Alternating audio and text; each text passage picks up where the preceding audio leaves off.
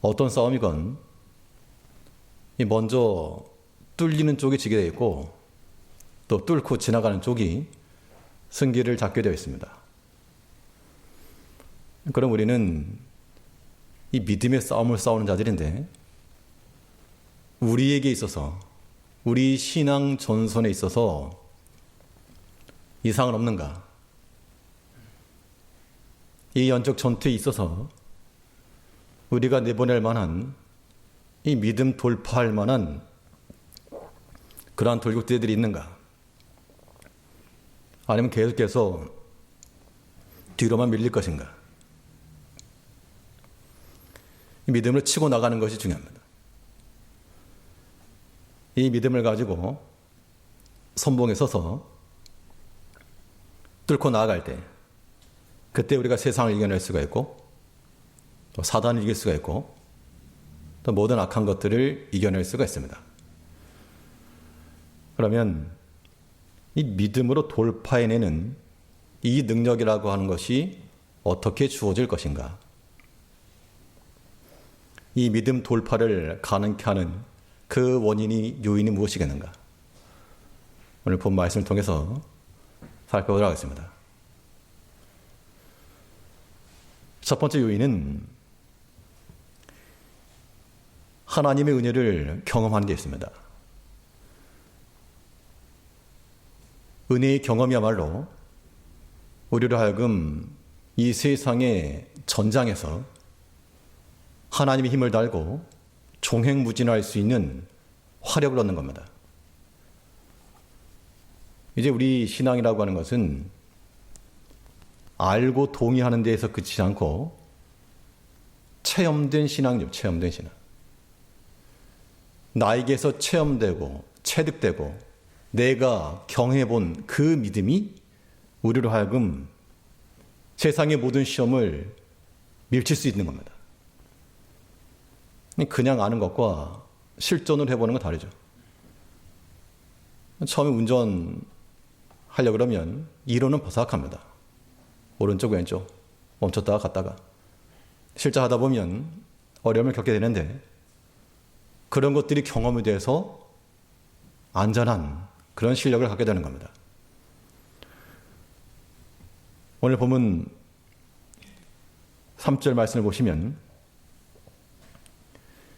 믿음으로 7일 동안 여리고를 두루 다니매 성이 무너졌으며 위에서부터 지금 내려오고 있는 말씀인데요. 홍해를 건넌 백성들이 이제는 요단강을 건너서 여리고 앞에 이르렀을 때 거기서 하나님이 명하신 그 방법을 따라 이 성을 무너뜨린 그러한 장면입니다. 그럼 앞에 나온 29절과 30절은 이 평행선을 달리고 있는데요. 한 가지 차이라고 하면 어디를 누가 건넜는가 이 얘기입니다. 먼저 29절에서는 홍해를 건넜죠. 홍해를 건넌 것은 출애굽한 1세대들이 건넌 겁니다. 그들은 출발시로부터 애굽에서 종으로서의 그 고된 노역의 기간이 있었고 하나님께서 이 모세를 통해서 그 바로 왕의 앞에서 행하셨던 모든 기적들을 보고 광야 가운데서 하나님 어떻게 지나게 하시는지 이 모든 것들을 경험하였던 1세대들입니다. 근데 오늘 본문에 나오는 이 여리고 성을 무너뜨린 세대들은 1세대들이 아니고 출애굽할 때는 어린 유아들 또는 이 광야에서 태어난 2세대들입니다.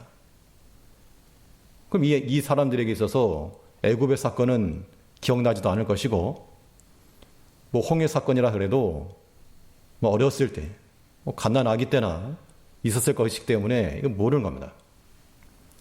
단지 알 수 있는 것은 그 부모들이 말해줬기 때문에 이 광야에서 우리는 왜 이렇게 삽니까? 라고 물었을 때 우리가 저 번성한 애굽에서 하나님이 큰 이적으로 우리가 바다를 지나면서 나왔다야. 그때 내가 너 들쳐업고 가느라고 얼마나 고생했는지 모른다. 이런 말을 들었겠지만 그 자녀들이 그것을 과연 알까? 들어서는 알고 있지만 체험되지 못한 신앙이었다는 겁니다. 그래서 1세대들도 그 다음 세대를 생각하면서 너무나도 걱정이 돼가지고 과연 이 아이들이 저 약속의 땅에 이룰 수 있을까? 사로잡혀 가지는 않을까? 이렇게 염려를 했었는데, 그런데 하나님께서는 그 세대들의 염려를 불식시키시고 걱정하지 말아라. 내 백성은 내가 이끌어간다. 그들이 염려하던 그 어린 자녀들, 아무것도 알지 못하던 그 유아들이 이제 그 성년이 되어서 그 부모들이 밟았던 홍해와 같진 않지만 같은 맥락의 그 요단을 건너 이 땅에 이르는 겁니다. 민수기 14장 31절을 보시면 너희가 사로잡히겠다고 말한 너희 유아들은 내가 인도하여 드리리니 그들은 너희가 싫어하던 땅을 보려니와.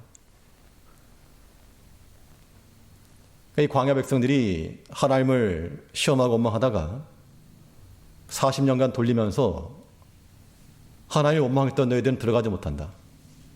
대신에 너희가 그렇게 염려하고 걱정하던 너희 자녀들 들어간다. 그렇게 했다는 겁니다.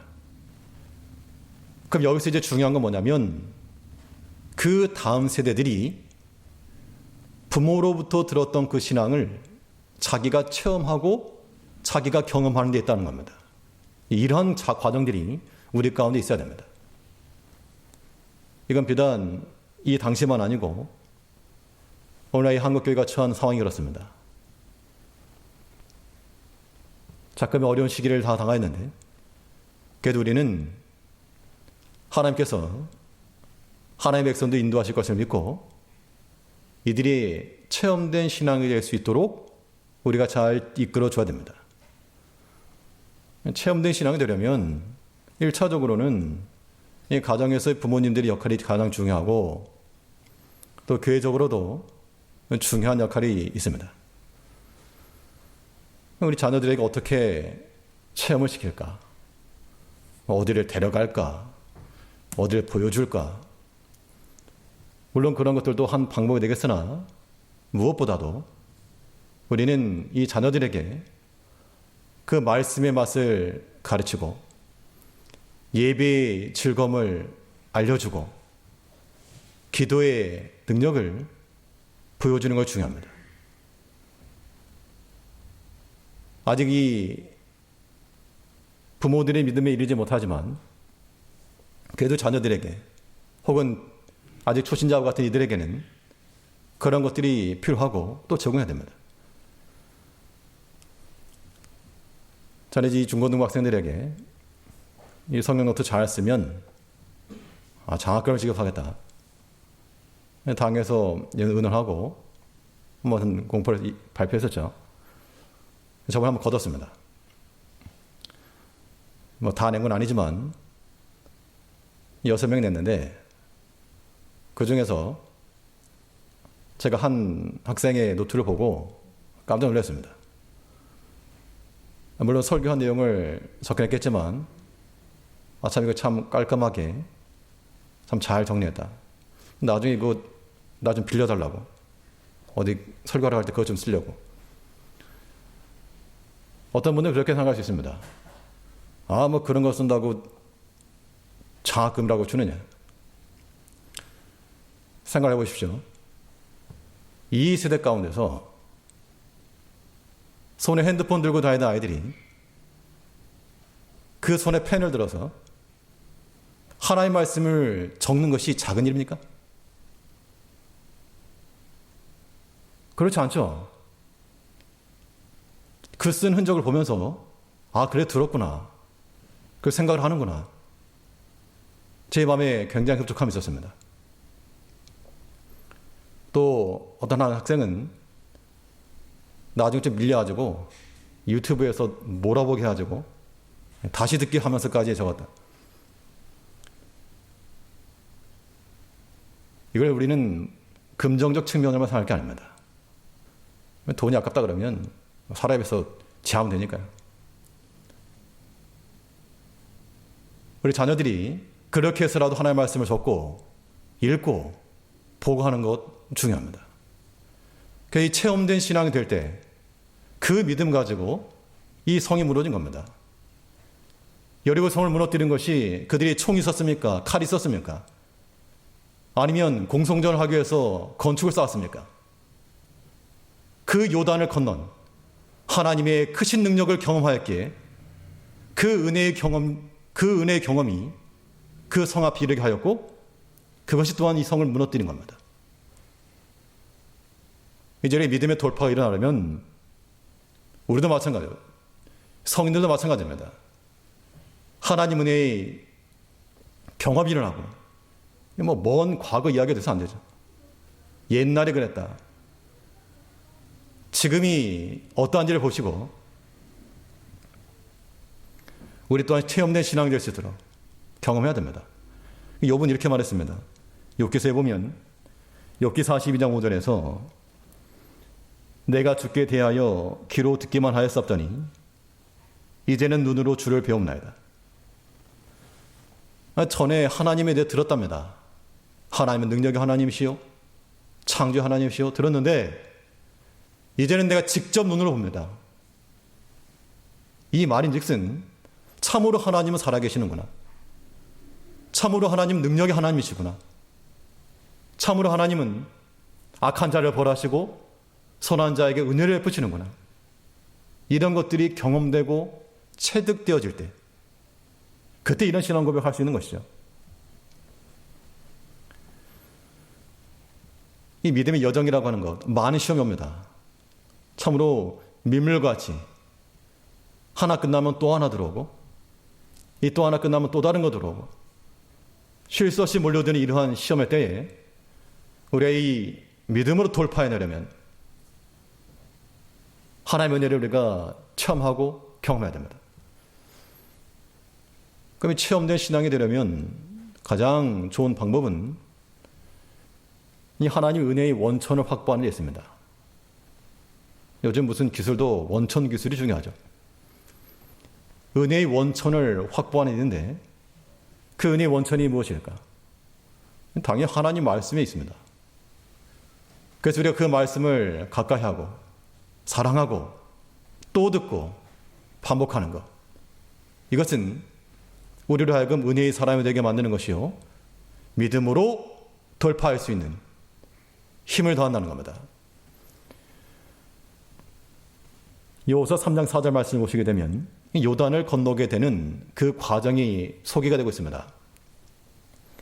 여호수아 3장 4절에서 백성에게 명하여 가로되 너희는 레위 사람 제사장들이 너희 하나님 여호와의 언약궤에 매는 것을 보거든 너희 곳을 떠나 그 뒤를 쫓으라. 이 홍해 사건에서는 하나님께서 모세의 지팡이를 통해 물을 갈라놓으시고 걸어가겠습니다. 요단을 건넌 것은 이 제사장들이 언약궤를 메고 요단강가로 들어갔을 때 그때 물이 멈추고 빠른 땅을 건넜습니다. 여기서 보여준 순서는 그 언약궤에 매는 것을 보거든 너희 곳을 떠나 그들을 쫓아가라. 요단이라고 하는 이 큰 시험을 건넌 것도 지금부터 한 사람씩 수영 연습, 생존 연습해라. 그것이 아니었고 하나님의 그 언약궤의 말씀이 일어날 때 같이 일어나고 떠날 때 자기 자리를 밀어넣지 떠나는 이 과정을 통해서 요단을 건넜고 여리고도 마찬가지입니다. 성을 돌 때 제사장들이 돌았습니다. 양강나팔을 불고 무정한 군사들은 앞뒤 호위를 하고 그 뒤에 백성들이 따라가면서 이 성이 무너졌다는 겁니다. 이것이 상징하는 바가 무엇이겠습니까? 우리 성도들의 삶에 있어서 하나님의 말씀이 언제나 우리의 앞잡이가 되도록 우리의 앞길이 되도록 우리는 그 뒤에 서야 한다는 겁니다.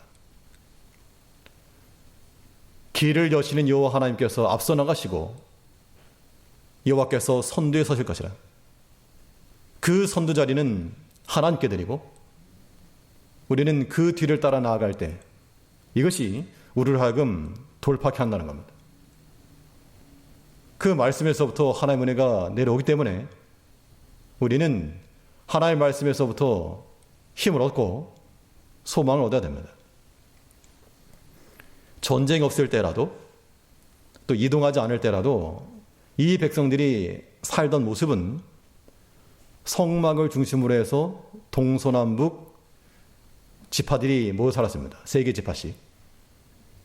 이동할 때는 2개 지파 먼저 가고 그 중간에 성막이 따라가고 그 뒤로 또 2지파가 가고 나머지 6지파가 가고 그 중심에는 항상 언약궤가 있었다는 겁니다. 그 언약궤 안에 들어있는 약속의 말씀, 생명의 양식, 부활의 상징, 이것이 그들의 삶 가운데 있다는 겁니다. 이제 우리 모든 성도님들의 삶 가운데서 우리의 삶의 중심이 무엇이냐? 직장인가? 혹은 사람인가? 혹은 내가 무슨 하는 일인가? 그것이 우리의 중심이 되어서 안 되고 그러나 반드시 균형이 이루어집니다. 우리 삶에 있어 중심은 하나님 앞에서 예배요. 그의 약속의 말씀이 정중앙에 위치해 있어야 됩니다. 그래야지만이 좌로나 우로나 치우치지 않는 겁니다.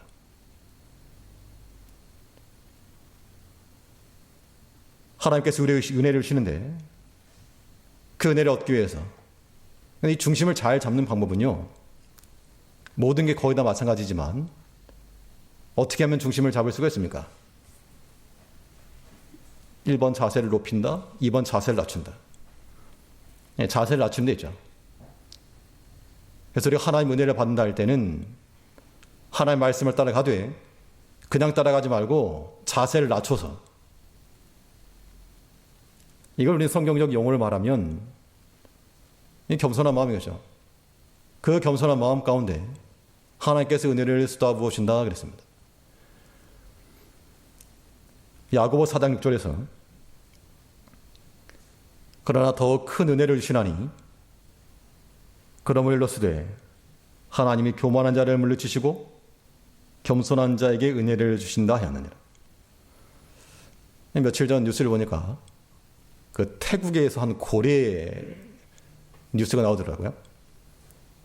그 고래가 어떻게 사냥을 하는가 하니까 입을 쫙 벌리고 있는데 물고기들이 산소가 부족해가지고 물 근처로 왔다가 그 안으로 그냥 퐁당퐁당 들어갑니다. 그때 고래가 몸을 옆으로 틀면서 입을 싹 닫아버려가지고 아주 수월하게 많은 물고기들을 잡아먹는 것을 봤는데요. 재밌었습니다. 우리가 하나님의 은혜를 얻는 것도 마찬가지입니다. 사실 도처에 널린 게 하나님의 은혜죠. 근데 우리가 왜 감사치 못하는가 하면 우리 입속으로 안 들어오는 거야. 입속으로 안 들어오니까. 입을 꽉 닫고 있으면서 하나님의 은혜를 먹으려 하니 받을 수가 없는 겁니다. 성경에 있는 표현대로 내 입을 열라. 크게 열어라. 여기는 사람의 생각 버려야 되고요. 인간적인 막힘 버려야 되고요. 탐심 집어쳐야 됩니다. 그렇게 우리 마음에 영적 입을 열고 있으면 하나님께서 담아주시는 거 그냥 그대로 담으면 됩니다. 사람의 마음이 낮아지고 겸손하면 하나님께서 그 겸손한 자들에게 은혜를 주시느니라. 그런 은혜를 받아야지만이 우리가 당한 시험 이겨낸다는 겁니다. 우리를 대적하는 자들은 날마다 무장하고 어떻게 하면 우리를 쓰러뜨릴까? 어떻게 하면 급소리를 한 번에 칠까? 우는 사자와 같이 노린다 그랬는데 우리 너무나 태어나요. 이 세상 경쟁사회와 같아서 날마다 새로운 역사를 쓰고 새로운 기록을 갈아치우는 이 시대가 됐는데 우리 신앙인들은 우리 믿음의 기록에 있어서는 너무 무관심하진 않는지 날마다 새로운 기록들이 경신되어야 됩니다. 그래서 우리 마음의 자세를 항상 낮추고 그럼 하나님께서 은혜를 쏟아 부어주시는 거예요. 눈에 보이는 것이 다 은혜요. 손에 잡히는 게 다 은혜라는 겁니다.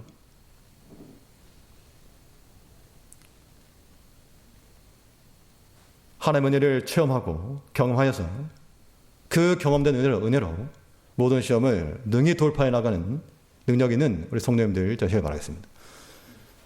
둘째로, 이 믿음으로 돌파의 능력을 어디서 얻겠는가?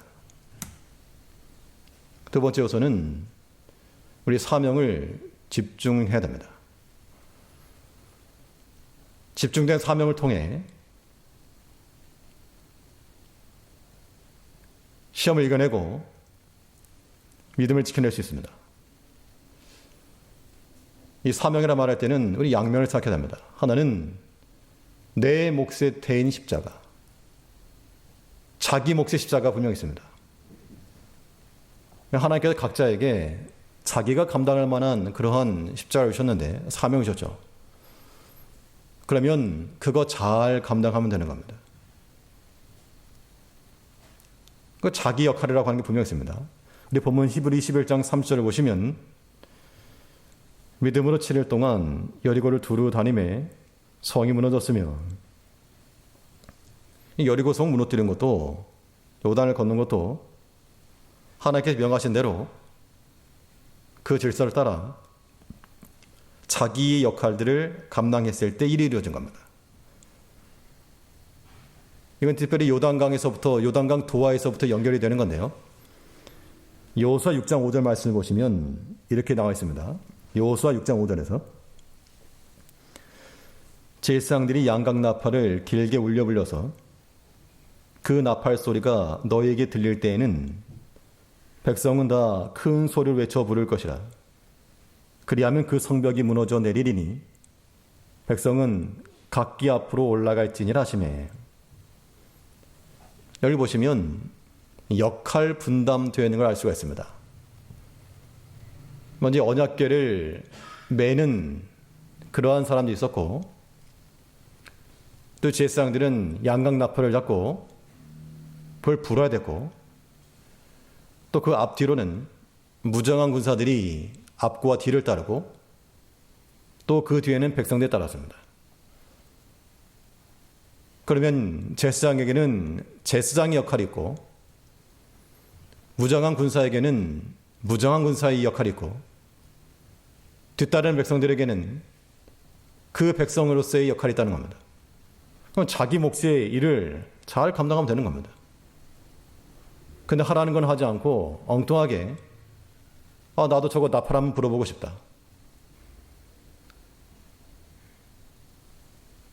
하나님께서 분명 제사장들에게 나팔 불라 그랬는데 내가 분다 그러면 그 하나님을 돌격하는 것이죠. 우리가 하나님의 교회 일을 하면서도 눈에 보이는 거, 저거 좋아 보인다. 저거 사람이 볼 때 좋아 보인다. 뭐가 좋아 보이는지 모르겠으나 좋아 보인 이유는 본인이 그걸 안 하고 있으니까 좋아 보이는 거예요. 목사가 좋아 보이십니까? 안 하고 있으면 좋아 보이죠. 참 수월하다. 장로님 되면 수월해 보이겠지만 또 그만큼 무게가 있는 겁니다. 하나님께서 우리에게 맡기신 그 자기 몫의 사명들, 그것을 잘 감당해내는 것이 이기는 겁니다. 나무젓가락이라도 한쪽 끝을 깎아내서 날카롭게 하면요, 면적을 아주 좁게 하게 되면 살상용 무기가 될 수 있는 겁니다. 이 사명의 집중이란 그런 겁니다. 우리가 하나 앞에 이 사명을 감당하기 위해서 무뎌진 부분을 잘라내는 겁니다. 그렇지 않고 이것저것 할 거 다 하고, 볼 거 다 보고, 갈 거 다 가고, 이런 생활 반경의 파이가 너무 커지게 되면 이게 집중이 되겠는가? 물론 우리는 병행할 수 있고 할 수 있지만, 그걸 더욱더 집중된 모습 가지고 나아갈 때 하나님께 내게 맡기신 자기 사명 감당하는 것, 그거 중요한 겁니다. 작은 거라고 무시하지 마십시오. 결코 작은 게 아니라 그랬습니다. 이 제사장 직분을 탐냈던 고락이었죠. 그들에게 하나님께서 하신 말씀이 무엇입니까? 민수기 16장 10절에서는 하나님이 너와 내 모든 형제 레위 자손으로 너와 함께 가까이 오게 하신 것이 작은 일이 아니오늘 너희가 오히려 제사장 직분을 구하느냐. 지금 하는 그 일도 작은 거 아니다. 지금 하고 있는 그것도 충분히 중요한 일이다. 우리 하나님 일을 한다 할 때는 이런 마음들 가셔야 됩니다. 지금 내가 맡고 있는 거 뭐 특별히 하지 않아도 성도로서 이 성이 무너진 것이 나팔이 불어서 무너졌나요? 아닙니다. 무장한 군사들이 칼을 휘둘러서 무너졌습니까? 아닙니다. 마지막에 가서는 백성들이 소리쳐 외칠 때 무너진 겁니다. 어떻게 보면 아무 포지션도 없어 보이는 그 백성들이 가장 중요한 역할을 했다고 볼 수 있는 거죠. 하나님께서 맡기신 각 자리에서 각각 역할을 잘 감당하니까 요단과 같은 시험도 건너게 되었고 난공불락이 요새였던 그 여리고성도 하나님의 능력에 의해서 무너지는 것을 보았다는 겁니다.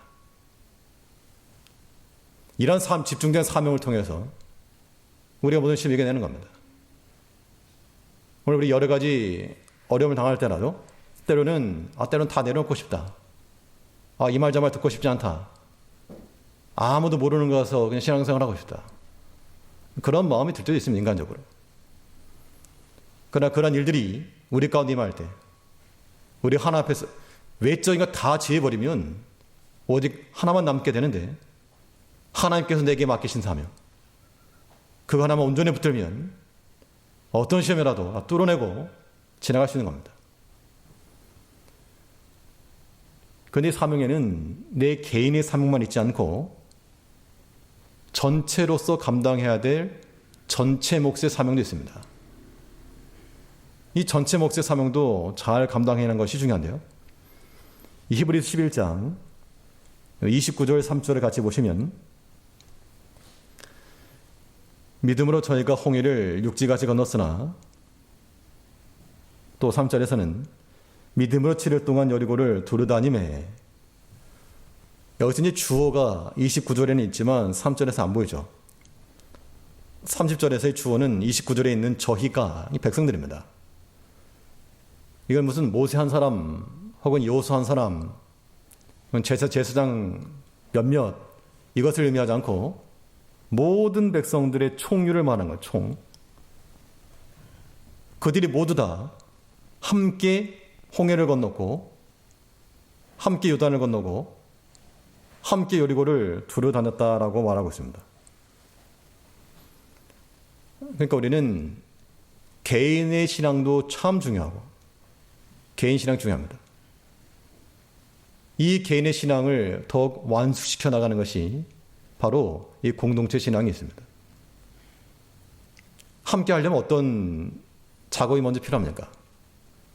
나 혼자 하면 내가 하고 싶을 때 하고 먹고 싶을 때 먹고 가고 싶을 때 가고 자고 싶을 때 하고 편하죠. 그런데 누구 같이 둘을 붙여놓게 되면 여간 번거롭다는 겁니다. 시간도 맞춰야 돼. 스타일도 맞춰야 돼. 내 마음에 들지 않으면 좀 참아야 돼. 그런데 우리 신앙 인격이라고 하는 것이 그 공동체성에서 발현되는 겁니다. 하나님께서 우리를 교회를 부르실 때 함께 불러냈죠. 그래서 우리 교회 공동체는 무슨 일이든 한 마음과 한 뜻을 가지고 하는 것이 중요합니다. 한 마음과 한 뜻이라고 하는 것은 자기 걸 버려야지 한 뜻이 되는 겁니다. 그렇잖아요. 10사람이면 10사람의 생각이 있는데 누구를 중심으로 할 것인가? 방법은 자기 생각은 다들 버리고 오직 그리스도의 생각으로 주의 마음을 품을 때 하나됨이 가능한 겁니다. 그래서 히브리서 3장 1절 말씀에서는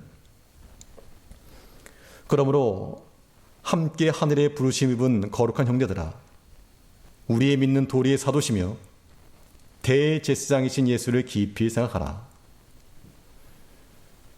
함께 부르심을 받은 형제들아, 너희 중에 누가 제일 많이 공부했느냐? 누가 제일 돈이 많으냐? 이 가지고 서열을 정결하지 않고 너희 모든 형제들아, 그리스도를 깊이 생각하라. 거기서 이제 공동체의 사명이 나오는 겁니다. 그러니까 이 건강한 교회 공동체는 많은 사람이 많은 의견을 가지고 있어도 자기 의견들이 조금씩 덜어져 나가면서 수렴되어서 힘을 얻는 것이고, 그렇지 않으면 소수라도 2명밖에 없는 그런 공동체라도 마음이 나누면 찢어지는 겁니다. 사명이라고 하는 것은 전체 안에서 개인입니다. 숲 안에 나무가 있는 것처럼 우리 개인, 나무 한 그루도 중요하고 또 전체 숲을 이루어서 더 풍성한 영광이 하나님께 드러나야 됩니다. 이 사명 감당은 노동하는 게 아니고 우리의 사명 감당을 통해 하나님이 기뻐하시는 겁니다. 나무를 심어놓고 누가 즐거워합니까? 나무들이 즐거워합니까? 나무를 심어놓은 사람이 즐거워하고 그늘에 쉬고 열매를 따먹는 겁니다. 우리에게 사명을 맡기신 하나님께서 우리의 모든 그 수고를 통해서 기뻐하시고 즐거워하시고 자신의 뜻을 이루어 가신다는 겁니다. 그러므로 우리는 우리의 개개인의 신앙과 더불어서 함께 가는, 비록 나보다 조금 늦고 나보다 조금 뒤처지더라도 함께 가고자 하는 그 마음을 가지고 포용할 줄 알고 또한 힘을 나눠줄 줄 아는 그러한 사명 감당을 통해서 우리 모든 개인적인 시험이나 혹은 공동체적인 시험이나 능히 다 뚫고 나가는 그 믿음의 돌파력을 가진 우리 개인 성도들과 교회가 되어야 됩니다. 셋째로, 이 믿음으로 돌파하는 능력이라고 하는 것이 어떻게 가능할 것인가? 세 번째 요소는 인내의 연장입니다. 우리가 참되 언제까지 참을 것인가? 그 기한을 말하면 하나님의 때까지 인내하라, 이걸 말씀하고 있습니다. 오늘 본문에서 여리고 성이 무너졌는데 이것에 관한 이야기가 여호수아서에 자세히 나오고 있습니다. 그 내용을 보게 되면 여호수아 6장 10절 말씀에서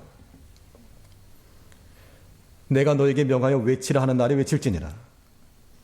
그 앞에서부터 보면요, 백성들에게 너네들 이 성 돌면서 떠들고 잡담하고 왁자지껄하고 그렇게 하지 않고 아무 소리도 내지 말고 들레지 말고 잠잠하라. 한번 생각해 보면 그 여리고에 있었던 병사들과 백성들 입장에서 보면 아마 엄청난 공포였을 것 같습니다. 보통 전쟁이 아니니까요. 60만 이상 되는 그 군대들이 아무 말도 안 하고 이 나팔수만 부 퍼지고 있고 조용히 한 바퀴를 돌고 있으니 얼마나 공포스럽겠습니까? 반면에 이스라엘 백성 입장에서는 이거 이런다고 될까? 근데 언제까지 돌아야 되는가? 참 이거 쓸데없는 일처럼 보인다는 겁니다. 왜 굳이 7번을 돌라 그랬을까? 항상 그렇게 말하는 사람도 있을 겁니다. 그런데 비록 그렇게 생각을 했을지라도 아무도 말하지 말고 들리지 말아라. 그리고 오직 너희에게 외치라 하는 날에 외칠지니라. 이것도 이 여리고 성을 무너뜨림에 있어서 백성들이 소리를 칠 때 무너질 거라 했는데 하나님께서 외치라 하기 전에 그냥 급한 마음에 그냥 야 외쳤다가 그때 하나님의 일이 안 되면 어떡합니까? 우리의 이 믿음의 싸움을 싸워나가는 것도 마찬가지입니다. 우리 하나님의 말씀을 듣고 약속의 말씀 들었죠. 그 말씀을 듣고 하나님의 때까지 인내할 것인데 그 때가 언젠가? 참 오래 기다릴 거라고 하는 그런 생각 때문에 두려움이 크죠. 근데 참 신기한 것은 하나님의 때까지 인내하다 보면 자연스럽게 일이 해결되는 경우가 많습니다. 이건 좀 신비입니다. 이걸 성경에서 어떻게 표현을 했는가 하면 나무를 심고 물을 주고 가꾸면 어떻게 됩니까? 시간이 지나면 과실이 맺힙니다. 그와 똑같다는 겁니다. 우리의 질문은 언제까지 도치 참고 언제까지 기다립니까? 이야기인데 하나님의 답변은 열매 있을 때까지 기다려라. 누가복음 8장 15절 말씀을 보시게 되면 좋은 땅이 있다는 것은 착하고 좋은 마음으로 말씀을 듣고 지키어 인내로 결실하는 자니라. 말씀을 듣고 약속의 말씀 들었습니다. 이걸 지켰습니다. 하루 지키고 이틀 지키고 그리고 일곱째 날 완전수를 가리키는 겁니다. 그때 결실하였다. 우리는 관점을 바꿔가지고 일곱째 날 날짜를 세지 마시고 하루 지났다 이틀 지났다 날짜를 계수하지 말고 우리에게서 열매가 보이는가 그걸 보라는 겁니다. 내 마음 가운데 사랑의 열매가 맺혀지고 있는가 그걸 봐야지 달력 숫자만 지어나간다고 될 일이 아닙니다. 우리 마음 가운데 성도를 향한 마음, 하나님을 향한 간절함 이러한 열매들이 보이는가 그걸 봐야지 한 달 지나고 1년 지나도 열매 맺히지 못하면 하나님의 오케이 사인 떨어지지 않는 겁니다. 우리 이 모든 믿음의 일에 있어서 믿음을 돌파해 나가려면 하나님의 말씀을 듣고 지키어 인내하여 결실하라. 우리 삶에 열매가 맺히는지 실과가 조그맣게라도 맺히는지 그것을 보면서 인내하다 보면 이미 다 지나가고 해결된 일들이 거의 대부분일 겁니다. 그런 식으로 우리 믿음의 길을 걸어가야 됩니다. 그럼 도저히 참지 못할 경우 어떻게 할까? 근데 도저히 못 참겠다. 그럴 때 사람의 행동과 판단이 나오기 전에 우리 주님 말씀을 기억해야 됩니다. 어떤 인내에 관한 말씀이 나올 때마다 항상 교과서적인 성경적인 답변이죠. 무엇인가 하면 누가복음 22장 51절에서 예수님께서 보신 예입니다. 예수께서 일러 가라사대 이것까지 참으라 하시고 그동안 많이 참았다는 겁니다. 내가 얼마나 많이 참았고 하고 싶은 말 있었는데 얼마나 많이 참았고 내 칼이 있었는데 내 칼이 근질근질 했는데 참았다가 이제서 한번 휘둘렀는데 주님께서는 그동안 9번 참은 거 잘했다. 이거보다도 지금 한번 혈기낸 거 그것에 대해서 그것까지 참아라. 성경적 답변이니까 이건 변론을 하시려면 주님께 하시고 그때 우리 개인에 있어서나 우리 교회에 있어서나 참으실 때 무엇까지 참으셔야 됩니까? 이것까지. 그 사건까지. 혹은 그 사람까지. 우리가 참아내야 됩니다. 단지 우리 마음속에 속상해하는 것 끝나는 게 아니고 결실할 때까지 그것이 우리 하나의 자양분이 되고 비료가 되어서 우리 자신을 자라게 하고 우리 삶에 있어서 열매가 맺히기까지 인내하다 보면 반드시 믿음 안에서 이미 승리해져 있는 그 모습들을 우리가 발견할 거라는 겁니다. 이제 우리는 이 모든 숱한 시험의 과정 가운데서 이 믿음을 가지고 그냥 수동적으로만 가만히 방패만 들고 있는 심령 가지 말고 방패를 들고 있어도 이거 막아내야지 등에 들고만 있는 거 아닙니다. 또 우리는 믿음으로 돌파해낼 수 있도록 하나님의 은혜의 말씀을 항상 체험하시고 하나님 맡기신 그 사명에 무뎌지지 아니하도록 좀 필요 없는 부분들, 넓적한 면적들 좀 빗면을 걷어내서 날카롭게 또 우리 마음 가운데 결실할 때까지 열매가 맺히기까지 인내하며 그것까지라도 그 사람까지라도 참아내면서 믿음으로 능히 돌파해낼 수 있는 우리 모든 성도님들 되시기를 간절히 바랍니다. 기도하겠습니다.